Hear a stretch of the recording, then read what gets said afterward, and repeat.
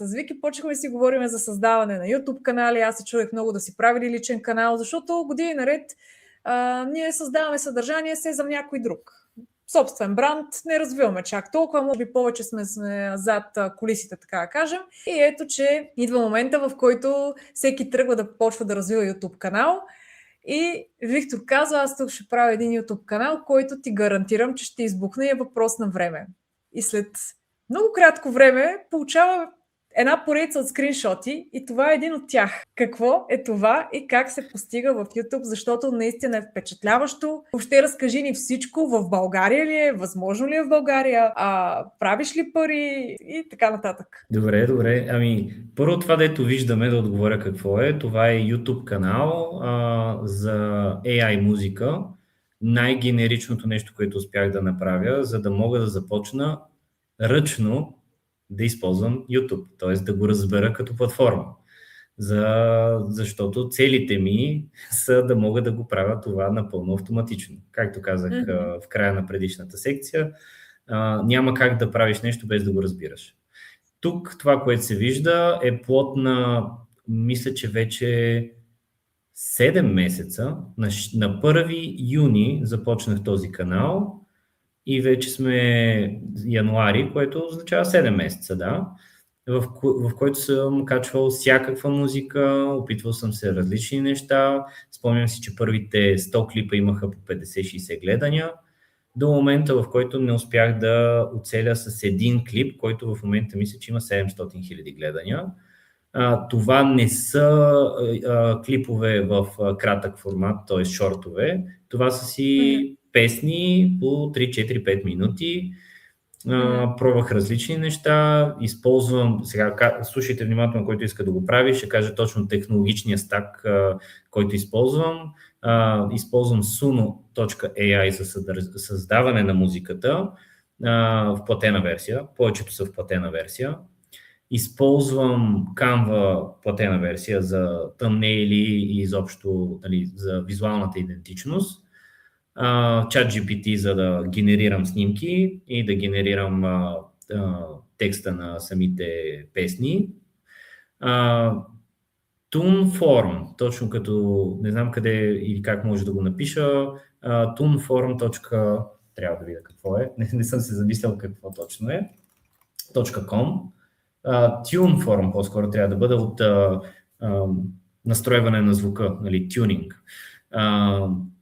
Те са ми за създаването на автоматичните видеа и тези, как да кажа, да мога да визуализирам нещо различно от една снимка, която се показва на екрана. И за субтитри използвам mykaraoke.video, защото е най-доброто нещо, което има в интернет, когато вече имаш готов текст. Всички предлагат, че ти сканираме аудиото и ще ти направим субтитрите, което аз не искам. Да, както се вижда, в момента основните неща по този канал са свързани с балади, защото песента, която избухна, беше балада и реших да придържам канала към това, което е. В момента само с почти 5000 абоната този канал прави по 750-800 евро на месец. Което не е никак малко, особено за това, че му отделям изключително малко време. Не те чувам, да знаеш. Може би си спрял звука. Само да видим откъде. Да, готова съм. Да. Уау! Това наистина е много впечатляващо. Така че наистина Разкажи сега. Това е песента, която избухва и става по-голяма. Да. Това от нищото става по-вайрал, айде така да го наречем. Малко реклами тук излизат, но сега, какво мислиш, че е различното в нея? Защо преди това и колко време от нея да се стигне до тази песен? Това на кой месец е? Тук пише преди 4 месеца. Преди 4 месеца, точно така. Ако сме на 7-я, т.е. преди 3 месеца нямаше никакъв резултат и след това излезе този. Да, на третия. Сега, защо тази песен е по-специална от останалите? Първо, защото жена ми ме помоли да направя такава песен и се постарах много повече от останалите. Второ, защото е общо валиден проблем на световно ниво. Песента се казва "Мамо, липсваш ми". Интересното е, че всеки има история, която иска да сподели и коментарите са... Аз вече не мога да отговарям на коментарите. Опитах се, но вече към 900 000 коментара спрях да отговарям. Не можех да отговарям повече, защото нямах капацитета, чисто като време. Но темата, факта, че буквално в момента, в който качих този клип, в първите 24 часа имаше 1500 гледания, а всички останали имаха по 10, знаех, че вървя в правилната посока. Месец и половина по-късно стана вайрал. Не се получи веднага. От гледна точка на резултати, започна да събира по 10-20 хиляди гледания на ден от месец и половина по-късно. Така че този канал беше мой експеримент, казвам беше, защото имам какво да споделя, беше мой експеримент за това как наистина се прави YouTube и как с постоянство реално се получават нещата. Независимо какво е качеството, независимо колко по-добре може да бъде в самото начало, ако отидеш на първия клип, по популярност, мисля, че най-отгоре, ще видиш една кънтри песен, Oldest, точно така. Нали, в момента е popular, на Oldest. Една кънтри песен, която да кажем, че е окей, но на ниво клип, на ниво изобщо съдържание не е нищо особено. Това беше преди 7 месеца, 73 гледания има първия клип, най-вероятно 40 са мои, защото съм се връщал да чуя какво съм правил тогава. Постоянството в YouTube е номер 1. Второто нещо, което бих казал е, че все пак да направиш нещо, което хората считат за стойностно, както сега правиме този, не знам, подкаст ли да го нарека, лайвстрим, даваме стойност. Даваме стойност на хора в различни теми, могат да питат неща. Това нещо има причина да бъде в интернет. Много от тези клипове, които се виждат тук, са добра идея, не е изпълнена по най-добрия начин. Но едно нещо мога да кажа. Всичките видеа, които са пуснати в този канал, са не първия опит да генерирам песен, а всичките са песни, които бих слушал сам. Тоест, моят филтър е, че ако аз не бих си пуснал тази песен отново, не бих я качил. И този филтър ми позволи все пак да кача нещо, което да е над средното ниво на AI swap, нали, така го наричат, нещо, което няма стойност. Това ниво на филтрация, на вашето лично ниво на етичност, на чувство за красота и каквото и да е, защото всичко е субективно, е това, което трябва да запазите, а не просто да мас-продюсвате, да пускате, можех да пусна 2500 клипа тук и най-вероятно ще да изкарам повече пари, но не. Нещо трябва да се прави с умисъл. Така че вярвам, че този канал е по-успешен, защото достатъчно дълго време не съм се отказал от идеята, че искам да пускам песни, които бих слушал сам. Това е моята формула за този канал. А ти всъщност избираш ли имаш ли определена форма, в която избираш самата тема, защото ето първата си има конкретна лична история. После виждам обаче, че имаме някои от топ гледаните, те са свързани с Game of Thrones. Има ли някаква определена концепция, която следваш?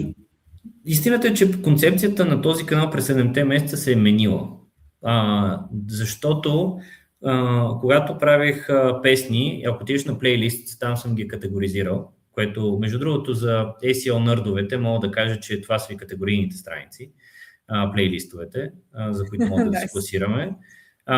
И това, което съм правил е различни неща. От сорта на най-неуспешния момент, който съм имал е, че имах едно вдъхновение, че искам да направя албум с песни за 12-те сестри от гората. Там го има в единственото с жълтата рамка.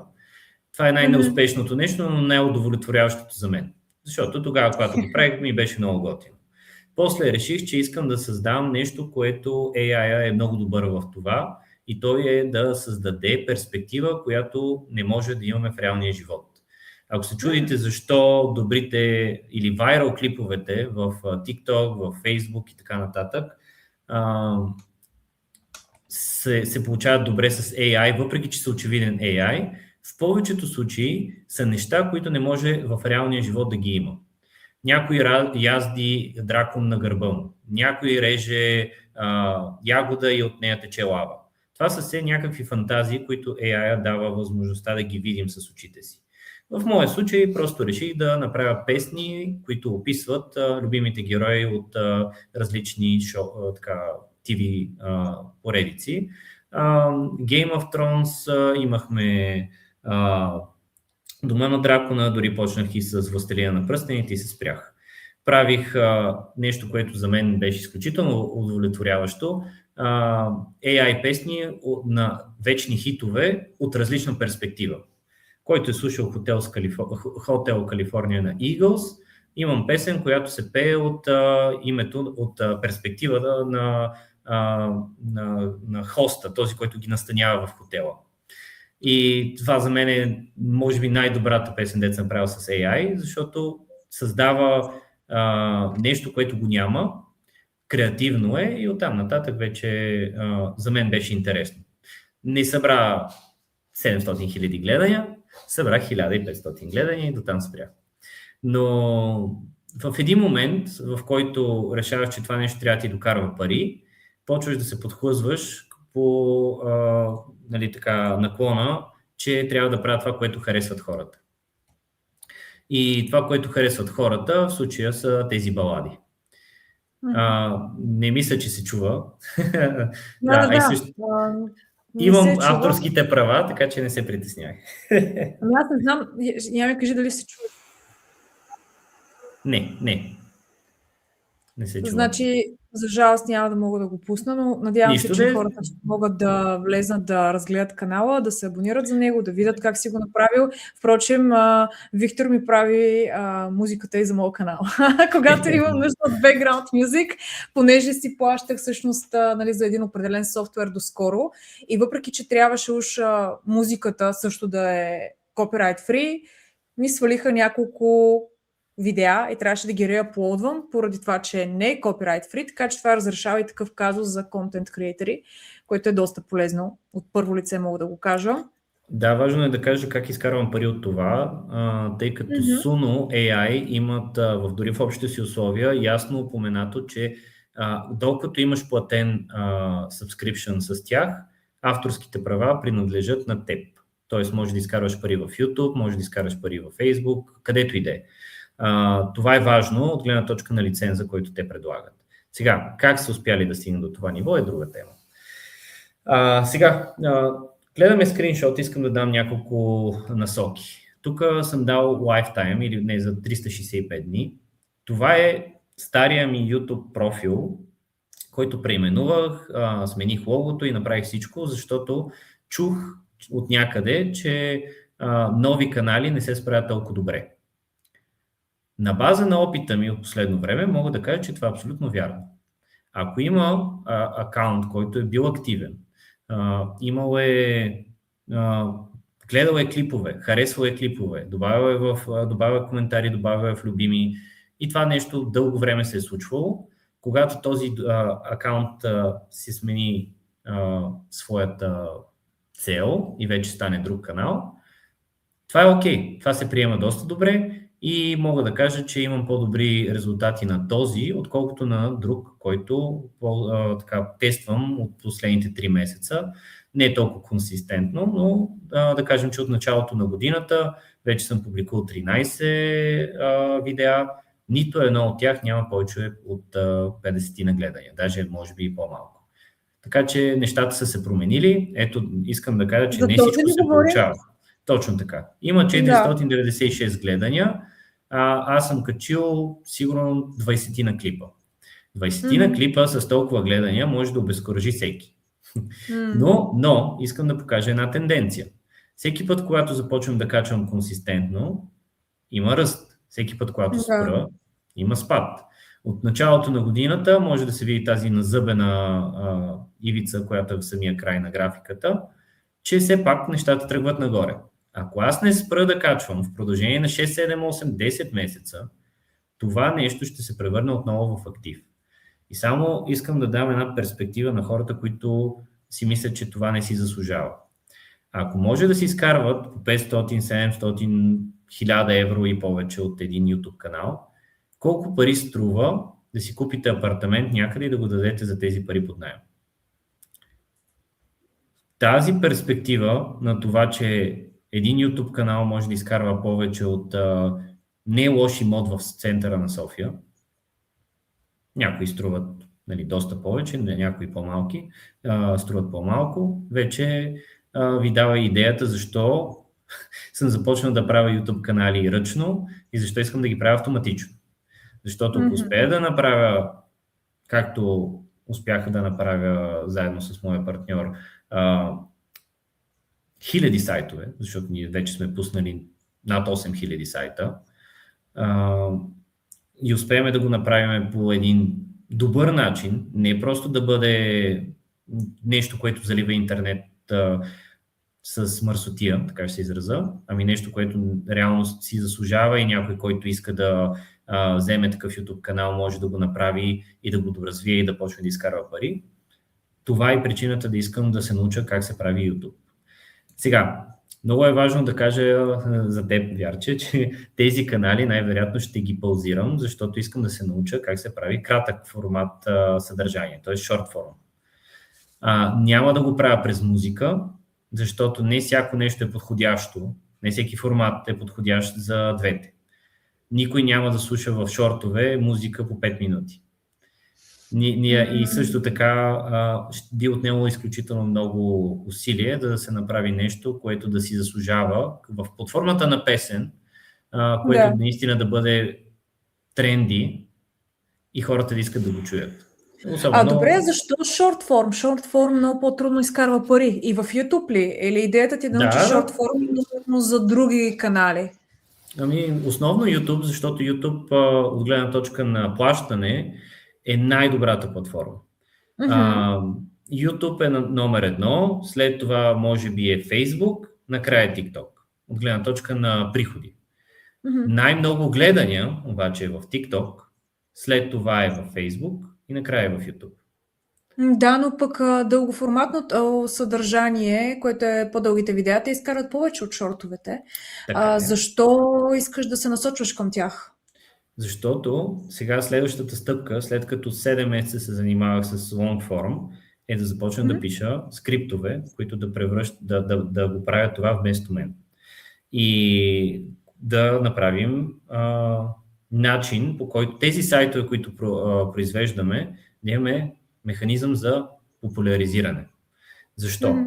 Ако някой бизнес човек, който се занимава с, автомивка, иска да използва интернет в пълния му капацитет, той трябва да си наеме development фирма, която да му разработи сайт, и трябва да си наеме маркетинг агенция и креатив агенция, които да му разработват съдържанието и в същото време да го популяризират. В идеалния свят в края на 26-та, скрипта или софтуера, който разработваме, ще може да прави и сайтове и да популяризира тези сайтове почти автономно. Това е дългата визия. И ако съм отделил толкова време на нещо, което изкарва пари, то софтуера е нещо, което може да изкарва тези пари по 10 или по 100. Така че искам да правя още YouTube. Не е като да взимам решение сега спирам за винаги, но трябва да премина към фазата, натрупахме нужната информация, нека да започнем да го правим. До сега не беше автоматично, не беше напълно автоматизирано, беше полуавтоматизирано. Използвах 4 до 5 външни източника. Време е да намеря начин как да го направя изцяло с код, софтуер и хардуер. Тоест, ние ще си купим нужната техника, за да може да произвеждаме видеа, снимки и каквото и да е. Така че това е другата част. Но всичко се върти около този софтуер. Ти ми каза и за твои покупки наскоро, които също са в посока развитие, Да, да. хардуерни, така че да, явно наистина се действа в Зад тази мен в посока. този нов офис вече имаме машина, която е изцяло насочена към производството на сайтове, но тези сайтове са на нивото, на което ги гледаме сега. Дългосрочната визия е тия сайтове да бъдат буквално, да няма как да ги свържеш един с друг, че изглеждат по сходен начин, да си имат собствени снимки, но не стокови собствени снимки. В момента използваме стокови снимки, защото генерирането на една снимка с езиков модел варира между 1 и 15 цента. Когато правим 8000 сайта и всяка статия има по 10 на снимки и да кажем, че имаме 100 статии в сайт, не съм този милионер, който може да си го позволи. Така, Добре, ако някой иска да се свърже с теб, това не е финала на разговора, но сега е момента да го кажа. Ако някой иска да се свърже с теб и просто да научи повече или по някакъв начин да работите заедно, как може да го направи? Ами, ако е от гледна точка на това да научи повече за самия продукт, който работим с партньорите, най-сигурният начин, по който да разберат цялостната картинка, защото не са само нашите сайтове, е да се свърже с SEO Domains. Ако някой иска да научи повече, така чисто информативно, какво правим, защо го правим, или пък има нещо на ум, което изисква личен разговор, може да се свърже с мен, може би през Facebook, така да кажем. Аз съм изключително инкогнито. Дали там ще си дам номера и вече може да ме намерят в Viber и в Telegram. Там се подвизавам най-вече. Но може би това ми е първата изява от софтуни време, в което водихме заедно лекции. За мен е чест. Чувствам се избрана, така че много се радвам. Благодаря ти. Добре, имаме въпрос. Отново от Георги. Да. През колко време е хубаво да бъде рекламата в едно видео? Да кажем, че имаме такова, което е около 20 минути. Колко реклами е добре да има? Ами, отговора, който е най-простия, е да има толкова реклами, колкото хората да не си тръгнат. Ако е 20-минутно видео и има смислови секции, след всяка смислова секция е окей. Защото ако се намира просто по средата на важна секция и излезе реклама, хората биха се отказали. Затова тези timestamps са важни до някаква степен, за да си разделиш видеото на секции и да знаеш къде би искал да добавиш видео, къде искаш да добавиш реклама. Но на 20 минути за максимум изкарване на пари сигурно 5-6 реклами, което може от сега ти кажа, че няма да се върна втори път. Ако видеото е интересно и все пак ще очакваш хората да се връщат, защото 20 минути не винаги го има, ти ще получаваш плащане всеки път, когато стартира видеото и всеки път, когато свърши видеото. По средата в самия, как да кажа, in video feed, мисля, че се наричаше, трябва да слагаш спрямо индустрията, в която се намираш. Аз не слагам реклами в музиката. Слагам само в началото и в края. Ако сложа по средата, няма да имам дори толкова гледане, колкото имам в момента. И имам изпусната полза от това, че не съм показал достатъчно реклами. Можеше да имам сега, примерно не 2000, както беше на графиката, можеше да бъдат 5. Но можеше да бъдат и 300, защото това видео, което тръгна, никога да не беше тръгнало, защото има твърде много реклами в него.